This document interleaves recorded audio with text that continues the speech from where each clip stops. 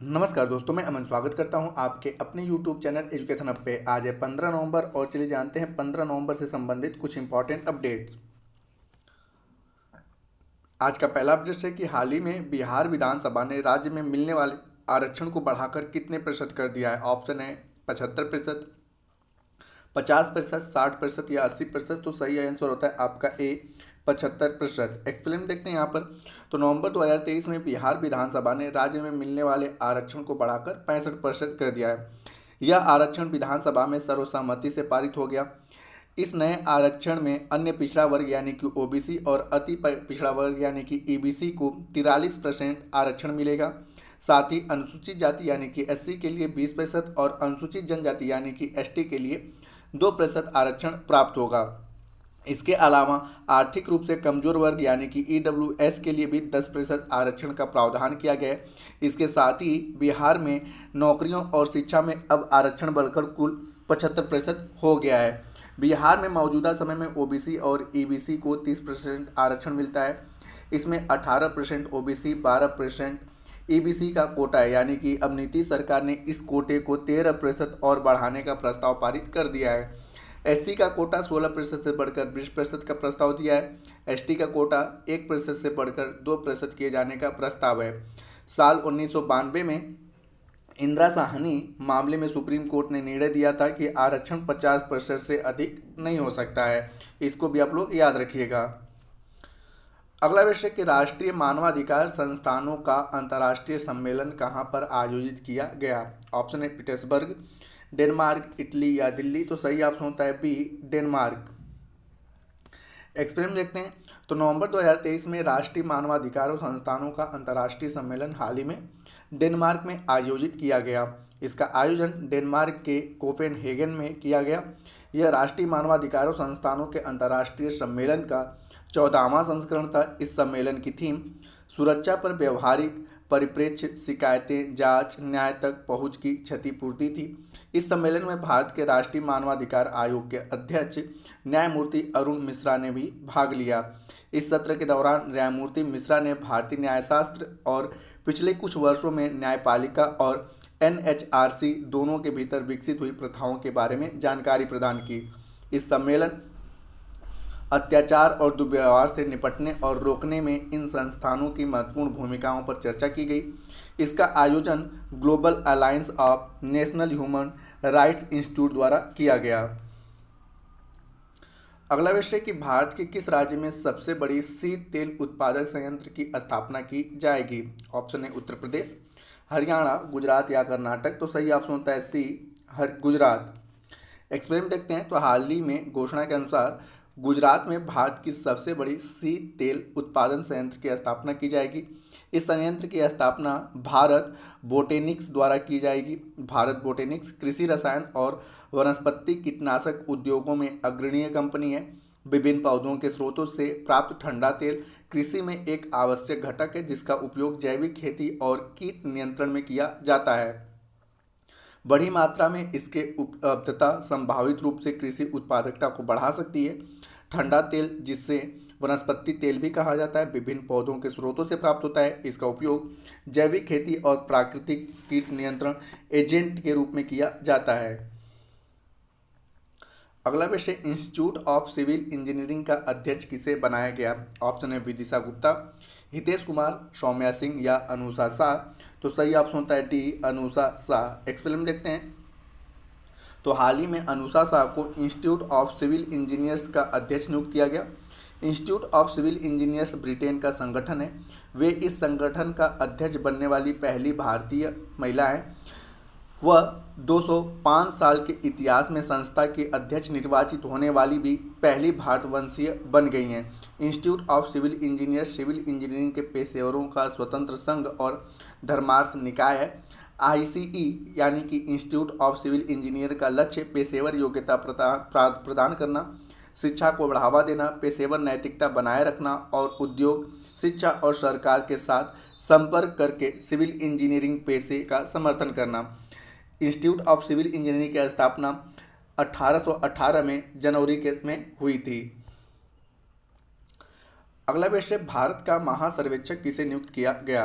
Option है हितेश कुमार, अनुराग सिंह, संजय कुमार या रवीश कुमार? तो सही ऑप्शन होता है ए, हितेश कुमार। एक्सप्लेन देखते हैं। तो नवंबर 2023 में हितेश कुमार मकवाना को भारत का महासर्वेक्षक नियुक्त किया गया। हितेश की नियुक्ति केंद्रीय मंत्रिमंडल की नियुक्ति समिति द्वारा की गई। इससे पूर्व हितेश गृह मंत्रालय में अपर सचिव के पद पर कार्यरत थे। भारत का महासर्वेक्षक पद भारत सर्वेक्षण विभाग के अधीन होता है। हितेश तमिलनाडु कैडेट के वर्ष 1995 बैच के आईएएस अधिकारी हैं। कॉलिन मैकेंजी को भारत का पहला महासर्वेक्षक नियुक्त किया गया है।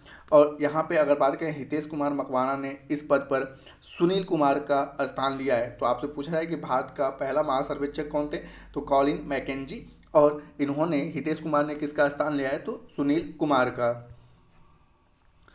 अगला विषय, council of fashion designer of America द्वारा सम्मानित होने वाली पहली एथलीट कौन बनी है? ऑप्शन है Sania Mirza, Serena Williams, PV Sindhu या मिताली राज? तो सही ऑप्शन होता है बी, सेरेना विलियम्स। एक्सप्लेन देखते हैं। तो सेरेना विलियम्स जो कि पूर्व टेनिस खिलाड़ी हैं, हाल ही में उन्हें council of fashion designer of America द्वारा फैशन द्वारा सम्मानित किया गया। यह सम्मान पाने वाली वह पहली एथलीट बन गई हैं। इस सम्मान को फैशन उद्योग में ऑस्कर के समकक्ष माना जाता है। उन्होंने फैशन के प्रति अपना प्यार व्यक्त किया और बताया कि कैसे यह उनके लिए टेनिस कोर्ट से अलग पहचान बनाने का एक तरीका बन गया। सेरेना विलियम्स ने अपने खेल कैरियर के दौरान फैशन का अध्ययन किया और साल 2018 में अपनी खुद की कपड़ों की line S boy Serena launch किया। वह सभी पृष्ठभूमि की महिलाओं का प्रतिनिधित्व करने और अपने डिजाइन के माध्यम से उन्हें सशक्त बनाने की वकालत करती रहीं। वर्ष 2022 में सेरेना विलियम्स ने पेशेवर टेनिस टूर्नामेंट से संन्यास ले लिया था। अगला विषय, देश की पहली कलपुश ट्रेन जो है आपका, देश की पहली जो है पुल पुश यहाँ पे होगा, ठीक है, कि देश की पहली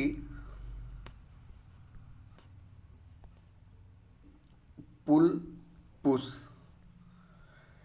ट्रेन का नाम क्या रखा गया है? तो ऑप्शन है Vande Bharat express, Ayushman Bharat express, Amrit Bharat express या अटल एक्सप्रेस? तो सही ऑप्शन होता है अमृत भारत एक्सप्रेस। देश की पहली जो पुल पुश ट्रेन है उसका नाम रखा गया है अमृत भारत एक्सप्रेस। एक्सप्लेन देखते हैं। तो नवंबर 2023 की घोषणा के अनुसार देश की पहली पुल पुश ट्रेन का नाम अमृत भारत एक्सप्रेस होगा। यह ट्रेन मुंबई अहमदाबाद के बीच चलेगी। अमृत भारत एक्सप्रेस का रंग केसरिया होगा। इसका इंजन वंदे भारत की तर्ज पे होगा जो कि पूरी तरह से केसरिया रंग का होगा। पुल पुश तकनीकी होने के कारण अमृत भारत ट्रेन तेज़ी से रुक सकेगी और तेज़ी से पिकअप ले सकेगा, जिससे इसकी औसत रफ्तार बढ़ जाएगी। इस ट्रेन को राजधानी एक्सप्रेस, शताब्दी एक्सप्रेस व वंदे भारत की तर्ज पर 130 किलोमीटर प्रति घंटा की अधिकतम रफ्तार पर चलाया जाएगा। बनारस लोकोमोटिव वर्क्स में पुल पुश तकनीकी के 100 इंजनों का निर्माण किया जा रहा है। भविष्य में अमृत भारत ट्रेन उत्तर प्रदेश, बिहार, पंजाब, झारखंड, गुजरात, महाराष्ट्र सहित दक्षिण भारत के राज्यों में के बीच भी चलाई जाएगी। अगला विषय, हाल ही में टोनियो गोनालोस धृतिया नामक ततैया की नई प्रजाति की खोज कहाँ पर की गई? ऑप्शन है पूर्वी घाट, पश्चिमी घाट, मेघालय या जम्मू कश्मीर? तो सही ऑप्शन होता है बी, पश्चिमी घाट। एक्सप्लेन देखते हैं। तो नवंबर 2023 में पश्चिमी घाट में टोनियो गोनालोस धृतिया नामक ततैया की एक नई प्रजाति की खोज की गई। ततैया की इस नई प्रजाति की खोज केरल स्थित पश्चिमी घाट में की गई। भारतीय प्राणी सर्वेक्षण यानी कि ZSI के वैज्ञानिकों ने इस नई प्रजाति की खोज की। इसका नाम प्रसिद्ध कीट वैज्ञानिक डॉक्टर धृति बनर्जी के नाम पर रखा गया। यह ट्राइगोनडिले परिवार की एक प्रजाति है। यह कीड़े हाइपर पैरासिटोइड्स यानी कि परजीवियों के परजीवी हैं, जहां मादाएं अन्य परजीवी ततैया पर अंडे देती हैं।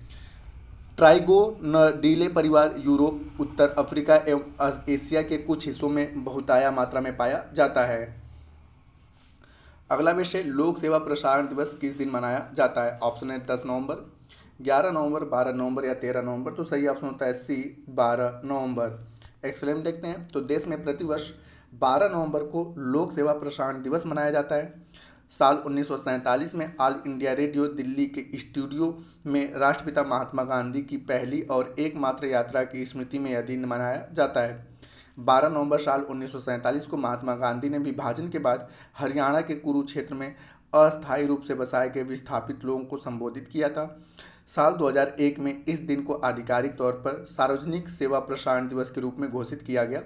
प्रसार भारती को सार्वजनिक सेवा प्रसारण लोकतांत्रिक परंपराओं का गहरा करने और सभी विविध समुदायों और संस्कृति को अवसर प्रदान करने की जिम्मेदारी दी गई है। आज का अंतिम अवश्य विश्व निमोनिया दिवस प्रतिवर्ष किस दिन मनाया जाता है? ऑप्शन है 10 नवंबर, 11 नवंबर, 12 नवंबर या 13 नवंबर। तो सही ऑप्शन होता है सी 12 नवंबर। एक्सप्लेन देखते हैं। तो प्रतिवर्ष 12 नवंबर को विश्व निमोनिया दिवस मनाया जाता है। यह एक वैश्विक कार्यक्रम है जो कि निमोनिया बीमारी से निपटने के लिए जागरूकता फैलाने और लोगों को शिक्षित करने के लिए मनाया जाता है। निमोनिया बैक्टीरिया, वायरस या फंगल संक्रमण के कारण होने वाला एक सूजन संबंधी श्वसन विकार है। यह फेफड़े की वायुथैली, जिसे एल्वियोलिस कहा जाता है, को खराब कर देता है। इसके परिणाम स्वरूप हवा की थैलियों में तरल पदार्थ या मवाद जमा हो जाता है, जिससे सांस लेना मुश्किल हो जाता है।